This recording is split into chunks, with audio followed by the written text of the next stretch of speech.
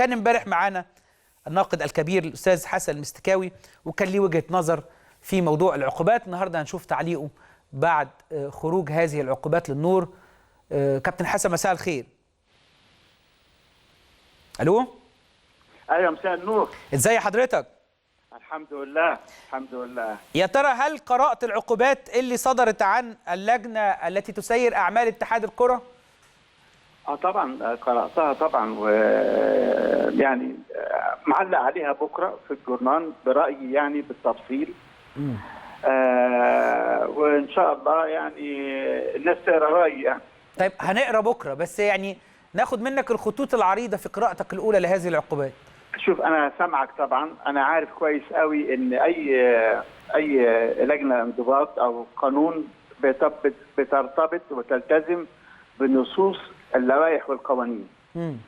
يعني احنا كجمهور، كنقاد، كمحللين، كناس بتحب الرياضه، بيبقى لينا وجهات نظر في مسائل عديده جدا، لكن لما يحصل مخالفات اللي بيقرر عقوبه على هذه المخالفات بيشوف النص بيقول ايه ويطبق النص. ما يقدرش هو يعمل زينا يعني. انا مقدر ده تماما. لكن اللي حصل في ابو ظبي خارج النص وخارج حدود كل حاجه. احيانا اللي بيبقى عايز اصلاح بياخد قرارات او بيعمل اجراءات عنيفه جدا من اجل المستقبل ومن اجل الاصلاح. اللي حصل في ابو ظبي في مباراه الاهلي والزمالك، انا في تصوري لو كانت العقوبات اشد كان يمكن دي تكون بدايه للاصلاح. لان احنا طوال سنين طويله ما فيش عقوبات اتخذت بجديه وبصرامه وبوضوح شديد جدا. يا سيدي، انا بستغرب قوي الناس بجد، منطق غريب. انا مش مشجع للاهلي ولا للزمالك، انا ماليش دعوه، انا مشجع لكره القدم وللرياضه، انا راجل بتاع رياضه، دي شغلتي. كل واحد يقول لي يا اخي قول اسماء ايه؟ انت هو الناس عايزاني انا اللي ابقى وكيل النيابه اللي بيوجه اتهامات لشيكابالا ولعبد الله جمعه ولكهربا ولفلان ولفلان من الاهلي ومن الزمالك، وهم عايزين يشوفوا انا يا ترى بوجه الاتهامات الصحيحه الى المتهمين اللي الصحاح نيابه عنهم ولا لا. انا باختصار انا مع ده ولا مع ده؟ انا يا سيدي لا مع الاهلي ولا مع الزمالك. صحيح. انا مع الرياضه. اللي حصل ده مش رياضه، ردود الفعل كلها مش رياضه، لا من الاهلي ولا من الزمالك. وحكايه خد بطارك يا اهلي وخد بطارك يا زمالك والكلام ده بتاع تويتر والفيسبوك ده بيقود البلد الى احتقان مذهل. صحيح. الناس مش واخده بالها ان الرياضه والكوره دي طيب مساله. حضرتك قلت جمله هامه جدا، قلت حتى وان كانت هناك نصوص تحكم فتغليظ العقوبه في حد ذاتها كان سيكون رادعا حتى في ضوء هذه النصوص. طبعا لازم يبقى يعني واحد. حتى طلبنا من الاول يعني ايه غرامه 50,000 جنيه و100,000 جنيه مع تقديري للامكانيات والمواهب والمهارات بتاعت اللعيبه. لعيب ياخد 10 مليون جنيه في السنه، ايه يعني لما تدي له غرامه 100,000 جنيه؟ لا، تدي له غرامه 500,000 او مليون جنيه. ده لازم يتغير. وطالبنا واتكلمنا قبل الكارثه دي ما تقع، طالبنا ان اللوائح تتغير وتبقى صارمه مناسبه للاموال اللي بتضخ في هذه الصناعه وللفلوس اللي بياخدها اللعيبه والمدربين وكله. طيب كله. دلوقتي نحن امام رده فعل من الناديين. مجلس اداره النادي الاهلي مجتمع ولسه لم يصدر عن اجتماعه شيء، لكن الزمالك مجلس ادارته قرر عدم استكمال مباريات الدوري في ظل وجود اللجنه الخماسيه. راي حضرتك ايه؟ انا مش موافق طبعا، مش موافق على يعني انت بتسالني كراجل صحفي بيشتغل في الرياضه يعني. لا، مش موافق لا على ده ولا على ده. وانا مش بقول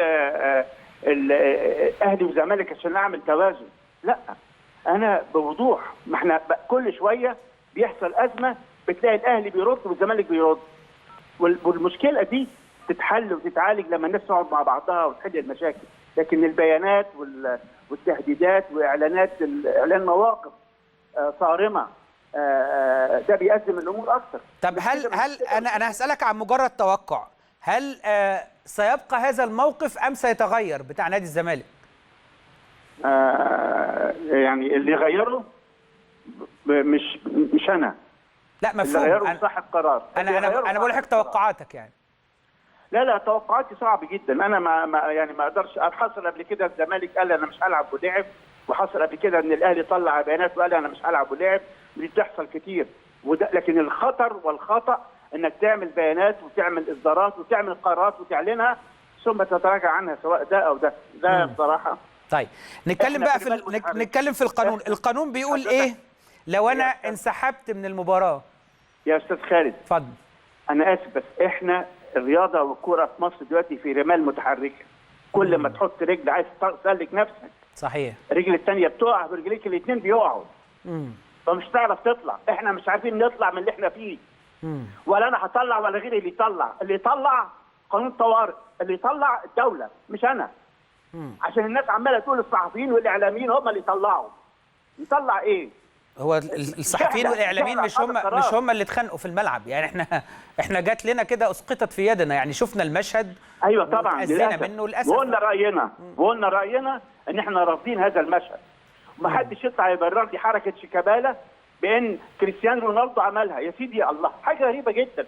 كريستيانو رونالدو يعملها في بلده ويمكن بلده تقبل ده، لكن احنا مجتمعنا لا يقبل هذا.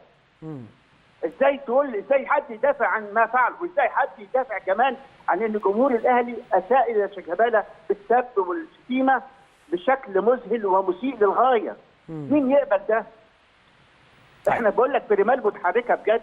طيب سالت حضرتك سؤال عام بغض النظر عن من هو النادي اللي ما ياخدش المباراه بيبقى العقوبه ايه؟ لا في غرامه. ما هو عشان قدروا قبل كده كان في لائحه بتقول لك درجه ثانيه، فما يقدروش يعملوا الدرجه الثانيه دي لحد، لان ده صعب. يعني في ايطاليا في فرق بتنزل وتطلع وهكذا، وفرق كبيره جدا، وفي اسكتلندا وفي اليونان وفي كل حته في العالم اللي بيغلط ينزل درجه ثانيه.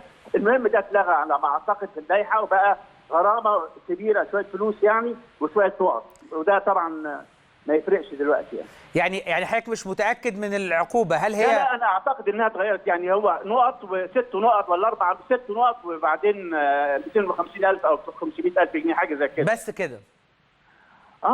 يعني انت بتقول بس كده يعني. هو في حد يقدر ينزل الزمالك درجه ثانيه او ينزل الاهلي درجه ثانيه؟ أيوة. او ينزل حتى الاولمبي درجه ثانيه؟ هي دي النقطه بقى. طب سؤال بقى، شكل الشارع الرياضي انت شايفه ازاي من النهارده لحد بكره حتى وان اتلعبت المباراه؟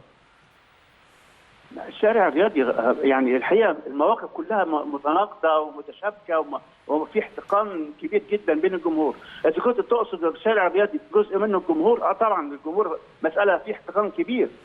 الناس متجننه، الناس رافضه، حاسه ان مفيش عدل، مفيش حساب لحد.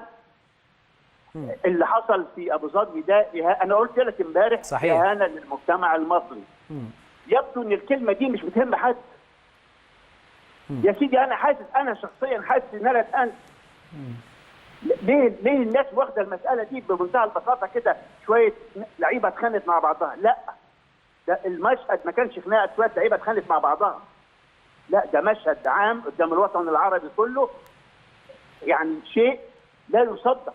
صحيح. ولا يمكن يحصل بين اي فريقين في اي دوله في الدنيا. مش دوله درجه اولى ولا ثانيه، حتى في الدول الدرجه الثالثه ما بيحصلش ابدا ان اللعيبه بيلعبوا ماتشات اهم من ده 1000 مره، وبيموتوا بعض في اللعب، وفي الماتش لما يخلص بيستلموا على بعض بغض النظر مين كسب. احنا بنغيظ بعض وبنكيد بعض وبنجري ورا بعض وبنرتاح لبعض وبنشتم بعض. ايه ده؟ دي رياضه. بعدين تقولوا لنا احنا اللي نصلح؟ لا، الحاجات دي ما بتصلحش بالخطابه. الحاجات دي بتتصلح بعقوبات قاسيه جدا.